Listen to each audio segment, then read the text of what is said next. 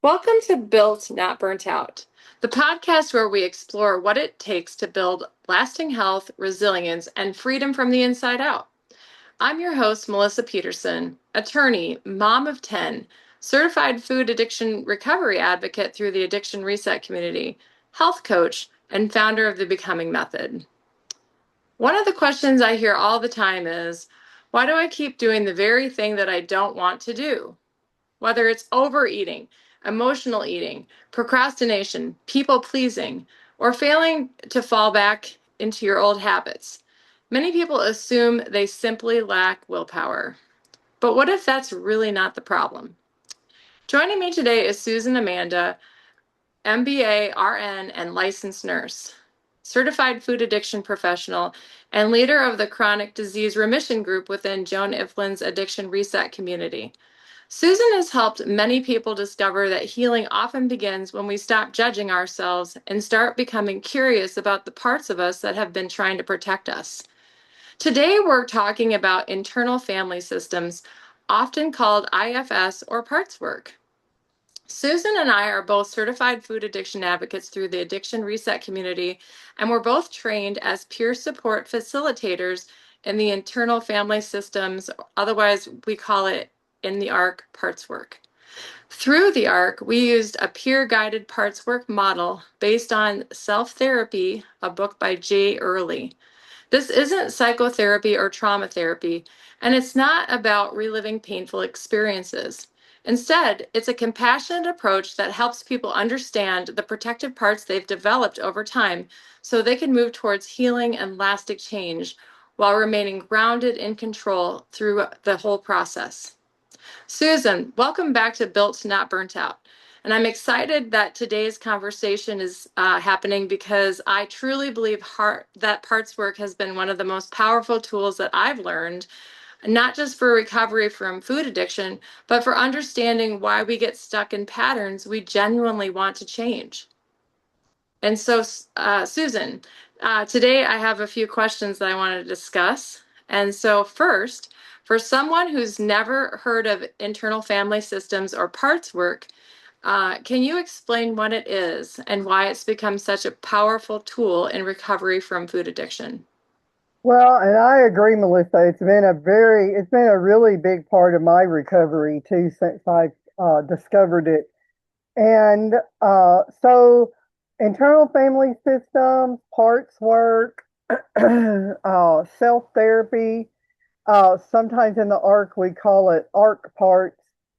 Um, we learn how to connect with parts of ourselves. And somebody might say, "Well, what do you mean?" Well, I loved how Jay Early and Richard Schwartz describe it.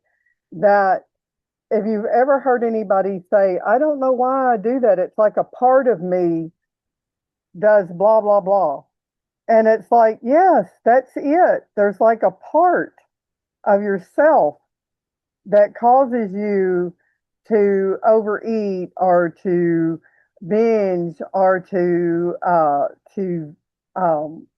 maybe explode in anger over something that would other people would think was minute. And Richard Schwartz wrote a book called No Bad Parts. And so the parts aren't bad. They may cause you to react in a bad way, but they're not bad. They're actually trying to either protect you or help you in some way. And the only way that they know how to do it is by this overreaction or over extending or whatever it is. So what I have figured out, if I'm doing something where I used to say, "Susan, what is wrong with you? Why are you doing that?" There's not anything wrong with me. It's a part. Yes, yes. I agree, Susan. One of the things I like about the parts work model is that when we look at ourselves, instead of saying, yeah, I'm lazy or I'm just weak or I don't have willpower, we can say, what part of me is showing up right now? And Hmm. then that shifts us from a state of blame and shame towards curiosity. And, we can go towards what the parts work model is with the 8 C's. So do you want to talk about the 8 C's? Sure. Um, so in parts work and art parts, and I just want to mention that Melissa and I are both part of a group in the ARC that we have been trained to be guides, and Melissa mentioned that, and we're called qualified parts guides. And we did not get this designation just by saying, "Hey, I want to be a parts guide." We had to actually go through some training where we watched videos about internal family systems, we about parts work, we practiced. We had to do we had to do 5 practice sessions. Then we had to do 20 more, 10 where we actually received the parts work, and then 10 where we actually gave parts work before we were allowed to even offer it to anyone else as a parts guide. And so that has been so beneficial to me. And also the self therapy. We know how to do it with ourselves. And we use a variation of the 8 healing questions to help guide people and to guide ourselves through this. And at the end, I think we're going to give a little demonstration, possibly. So the 8 C's. So we say in parts work that we have a psyche or a part of us, and it's not like a part, but a part of us that is capital S self, that is self leadership. And as part of our training, we learned how to connect with self through meditation, um, quiet thought, whatever you use, you learn to connect with self. And self is can be whatever you want it to be. It's like a safe adult self, capital S self, that you connect with. And it's led by the 8 C's, which is calm, clear, curious, compassionate, connected, courageous, confident, and creative. And when you try to connect with a part or find a part and connect with self, if you don't feel, if you're not in the 8 C's, if you're in any way like anxious, angry, mad, sad, upset, you can't be curious, you're closed minded, and you're like confused and not clear about it, well, you know you're not in self. And so you Right. learn in the arc, or at least we learn in the arc, how to help people connect with self so that they can do this exercise. Right. And so, Susan, if our parts through are trying to actually protect us, right, rather than hurt us. Hmm. So, why do they seem to work against us? Well, it seems like that because they are trying to protect you. They're trying to keep you from connecting with self and connecting with a part that possibly might have experienced some trauma or experienced uh, something that hurt them, and they're stuck in a pattern that you learned at a very early age. And so, oh, if Susan or Melissa think about this or talk to this part or try to find out more about with this part, they're going to possibly be hurt. They're possibly going to experience something that they experienced before, that where they couldn't connect with self. And we just want to keep them from going through that failure. We don't want them to fail. We don't want them to be hurt. And food always worked before, so let's just eat some food. Let's just eat some processed food, or let's just have them crave this processed food so they'll go eat it instead of working with this part and delving deeper into their psyche and figuring out maybe what is actually going on or what caused that. And so Right. that's why it's so easy to get caught in that cycle of Oh, and also raging, you know, um, always before when you connected with someone and they pointed something out that maybe you could improve, you would just rage at them because the part doesn't want you to get hurt because that's what happened when you were a child. You would just rage and go throw almost like you're throwing a temper tantrum, and you really are because the part's usually really young and that's all they know how to do. And so Yeah. the part is trying to protect you from that. And so when you connect with self and you connect with the 8 C's, and there's also 5 P's, let's say, oh yeah, presence, perspective, patience, persistence, and playfulness. When you connect with the 8 C's and the 5 P's, you learn new ways to Right. deal with those emotions where you're not being triggered by your parts, and you can actually talk to the part just like you would talk to a friend. Right. And one of the I think that's really powerful that we do in our loop is that we ask, what are we afraid of? Or what are we afraid of might happen if to our part if they stop doing this job? Like Hmm. what might happen if I don't rage at somebody? What might happen if I don't use food to cope?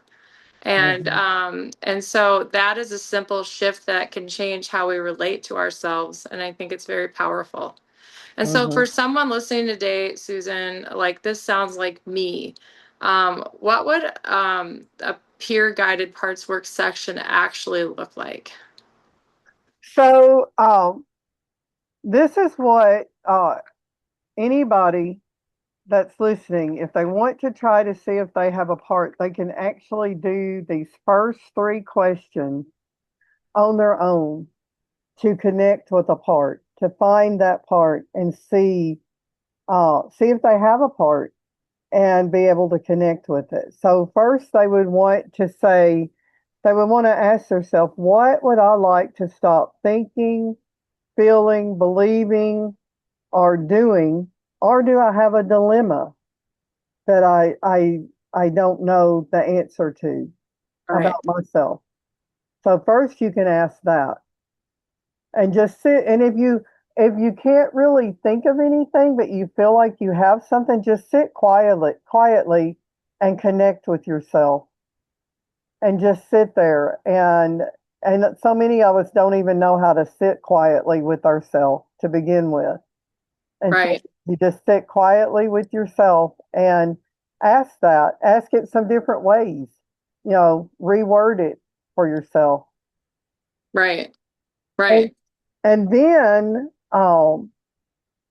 you want to look at you want to connect with self, and I call it capital S self, your psyche, a safe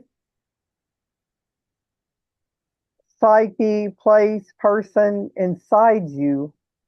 And you also may have to sit with that for a while because when I very first started doing this, I had a hard time understanding what self was and connecting with it. And you can even do a affirmation. I am calm in all situations, even beyond belief. I am clear in all situations, even beyond reason. I am connected in all situations, even beyond reason.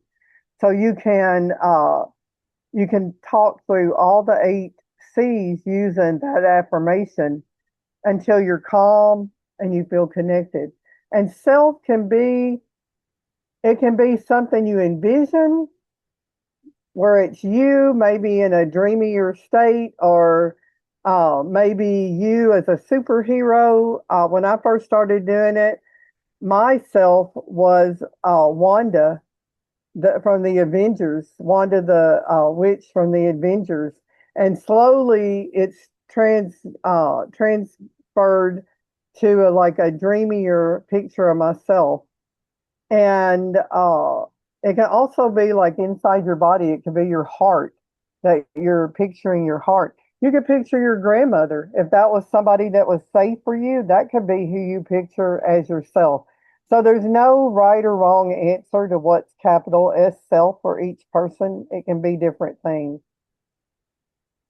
And along with that comes if I wanted to stop doing, thinking, feeling, or believing something, or I had a dilemma. So the third question is if I was to stop doing that and started being connected to self leadership, the capital S self, following the 8 C's and the 5 P's, what am I afraid would happen? Or what am I being protected from if I can't do Right. that? And so we say in the art parts and the parts work that the first question could be a part. And the second question is self. And the third question is what the part is afraid of or maybe protecting us from. So maybe we could just do a quick demo of part of that, because it might be kind of I feel like sometimes these loops are very personal, but I Hmm. have like a situation I could present if you wanted to question me as the interviewer, the peer support person. Like I could give you something that isn't incredibly personal that we could go through to just give a little demonstration. Okay.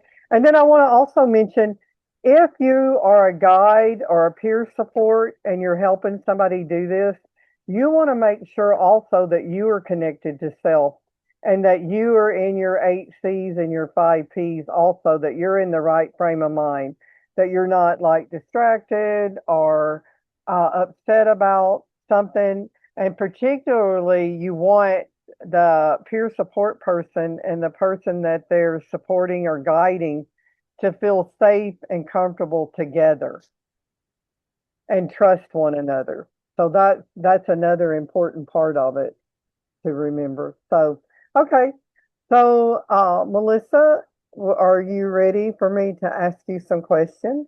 Yes. Okay. So, what would you like to stop doing, thinking, feeling, or believing, or what is your dilemma? I want to stop automatically saying yes to everyone because I'm afraid of disappointing them. Okay. So, or let's just sit quietly for a second and connect with self. And what would you like to take its place?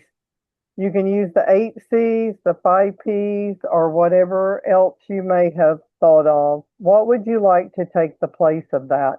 And I hear you saying that you want to quit saying yes to everything because you think people are going to take advantage of you and Or that they're gonna I'm gonna disappoint them. that you're going to disappoint them. Yes. If you don't say yes, oh, I get what you're saying. That they're going to be disappointed in you if you don't say yes to them and you want Yes. to please them. And so then what I'd like to do instead is I want to be thoughtful and decide if I actually want to help people or just say no without feeling guilty or believing Hmm. that somebody might not like me. Hmm. So you would like to be able to feel confident and compassionate is what I hear from listening to you. Yes. Confident and compassionate and maybe a little bit curious about what they're asking you. And then you want to be courageous to be able to stand up for your own needs and deciding if you want to be able to help them or not. Yes. Okay. So, what are you afraid might happen if you stopped saying yes and stopped being afraid of disappointing them and started being more courageous and confident and curious Oh, and well, I'm afraid might happen that what might happen is people will be disappointed. They'll think I'm a selfish person. They won't ask me to be a part of whatever they wanted again, and that they won't like me. Mhm. Okay. And so what and this is the fourth question that we have. So what resources do you have to help you with this? Well, I have healthy boundaries. I have self-awareness. I have my ARC and parts work skills. I have my faith. I have supportive relationships in my life. I have confidence now, and so I can tolerate that someone is disappointed. And I have the experience of saying no respectfully. Hmm. And I would also mention that you have self that you're connected with, capital S self, Yes, which is one yes. is which is a IFS and a ARC skill, but I just wanted to mention that. So, this is the fifth question. Who do you think taught you this, or where do you think you learned this behavior from? Well, I learned it growing up because I learned that if I helped and performed and achieved and I would take care of other people, that it made me feel valued and appreciated. Okay. And so, do you think and this is the sixth question, do you think this is something that was just a pattern in your life growing up, or can you think of a specific moment that it happened? Probably the first moment I realized it was in elementary school, because I was helpful and responsible. I would take care of my, siblings. I would, do well in school, and so I would receive positive attention when when I would do things like I put up chairs for the teacher because I wanted the attention of being a good kid. Hmm. Well, and we also got, and I think you probably did too. I know when I was in school, they would give you points if Yes. you helped, and you would get, it was like in conduct or citizenship that you would get a point grade or points in that, and so you wanted that to show up on your, or I always did. I wanted to get good marks in that on my report card. Right, right. Yeah. So, all right, and so that helped um, Melissa describe what the part is and what the part may be protecting her from. And it helped her connect with self. And the next part we call the parts loop. And did you want to go through that also? We could probably do a quick run. Okay, okay.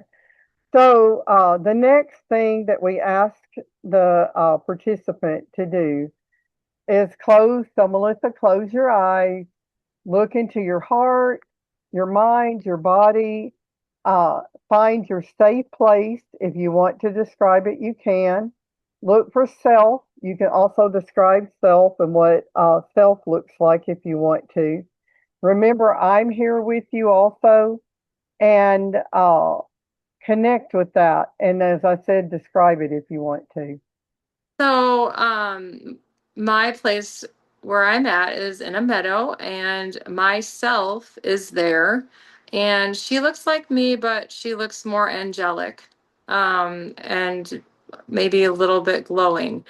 And so we're there, and I noticed that there is a young girl, and she's holding on to a report card, and that's what I see. Okay. And so self is there with you. You're connected to the eight C's and the five P's. And so, how are you feeling right now toward your own self and capital S self and me? I'm feeling great. I feel Okay. fine. Okay. And then you see the little part there, and you've looked around, you see the little part there. She's holding a report card. How are you feeling toward the part right now? Well, I kind of have some empathy for her because I feel bad that, she feels like she has to always please everybody. Hmm. Are you feeling some curiosity Yes. and some compassion, Yes. and you want to know more about her? And I love that you brought up the empathy for the part, because we need to let them know how much we appreciate them. And so we always ask the part if it's okay if we talk to them, and do they know who we are. So Can you move a little bit closer to the part and ask that? Yep, I moved next to her and I told her who I was and she's interested in talking. Okay. And so you can ask the part. Sometimes the parts don't come out as vividly as this, and because Melissa already kind of knew it was there, it was already kind of there waiting on her. Sometimes we have to kind of look for the part, but because she was already there and she's willing and she wants to talk to Melissa, and so Melissa just moved gently over toward it. You introduced yourself and and then asked them, what are they worried about or what are they afraid of? Well, she's worried that, if she doesn't go and help people that asked her to do things that she's really not sure she wants to do, that they're gonna hate her and that she's not gonna have any friends. Hmm.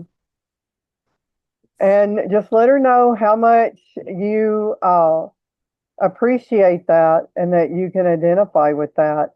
And let her know that you're her all grown up and tell her all the skills that you have now, that you can help her Yes. with that and that she can give that up if she's willing to, and that she can go do other things or that you might need her to help you with that sometimes, but you don't need her to just be in charge of it. Yeah. So I tell her those things and I tell her that, now with all my skills, I know that I'm valuable, even when choose not to help people.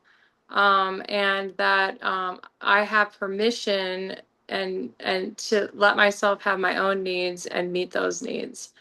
And that so does she. And so what does she say to all of that? Well, she's listening because she wants to do something that she actually wants to do for once. And she'd rather go and play and have friends and laugh and relax rather than to do other things that people want her to do.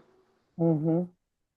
Well, tell her that you can certainly make that happen, that you have a safe place for her with safe adults Yes. and that you and self capital S self is there with will be there with her, and you'll come back and check on her periodically.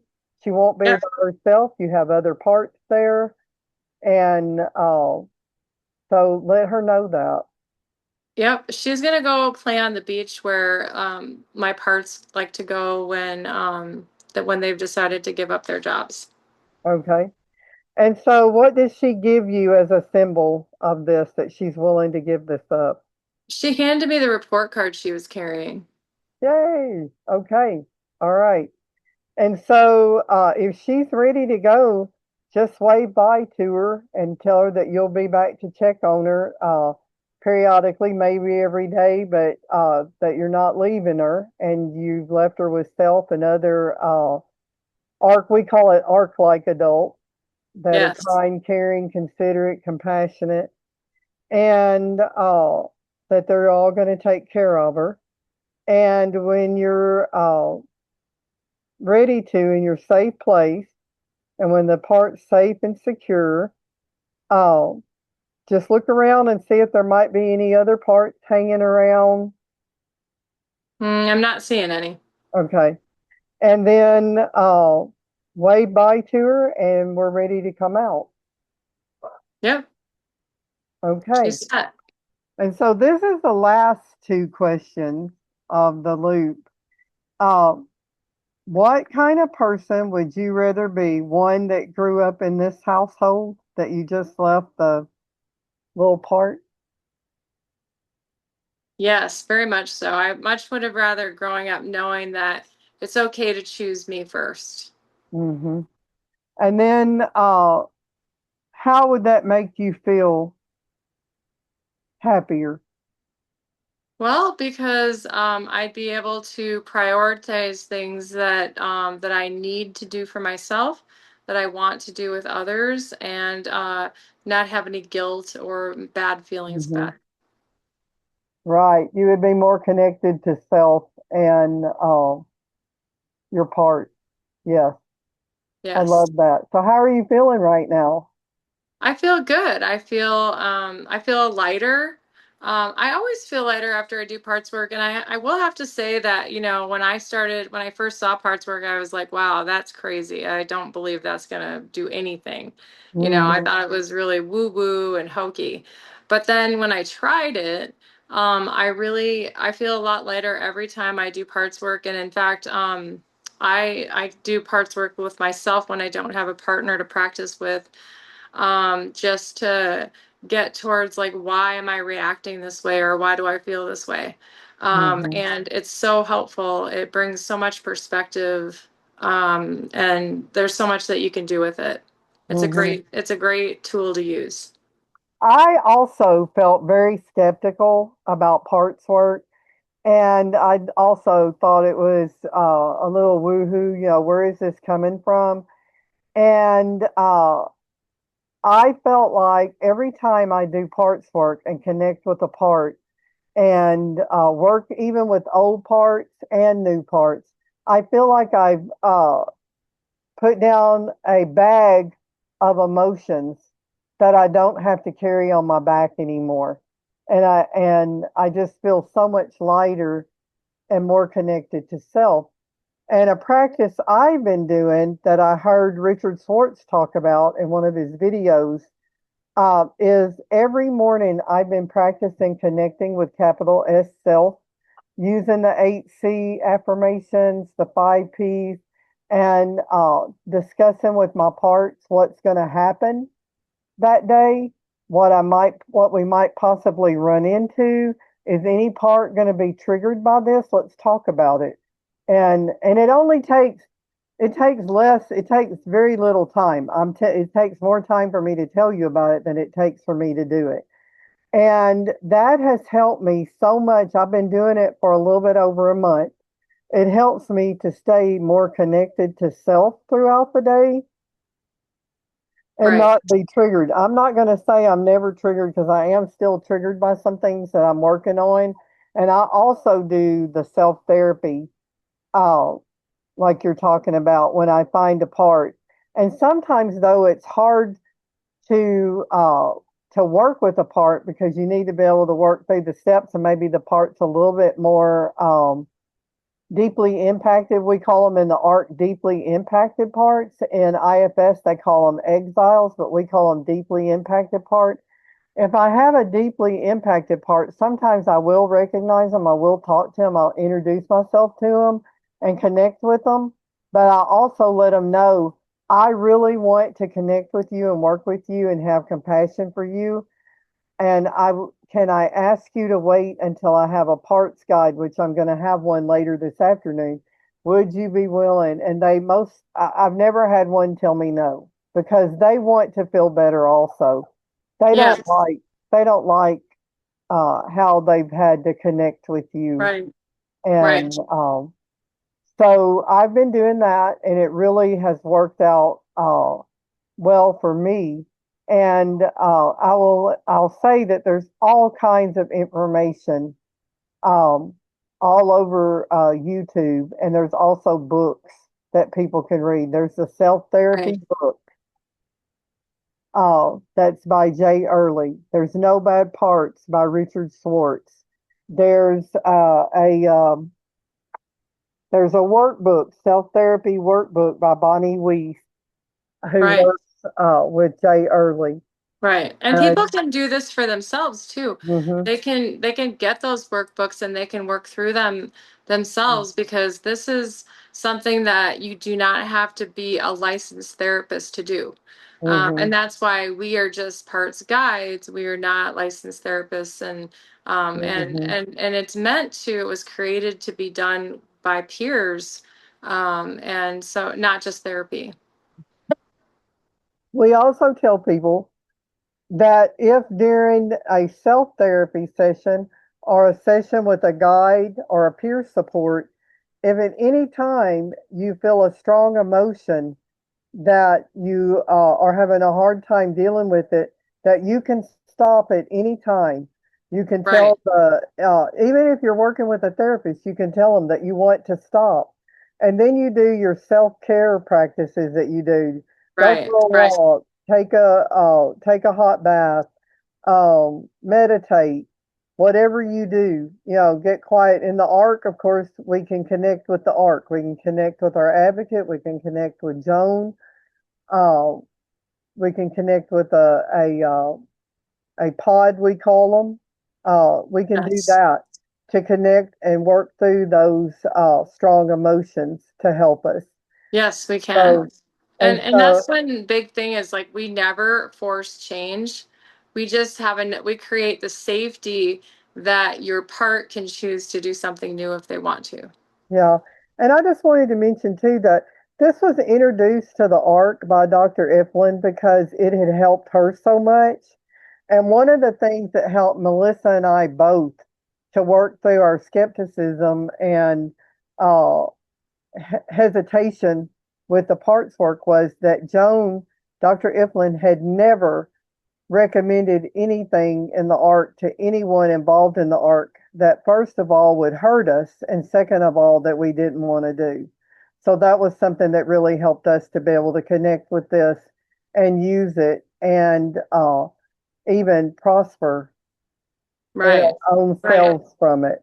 So I just, And actually trying it I think is important because like if I'd never tried it, I would have always thought it was sort of ridiculous. me So, too.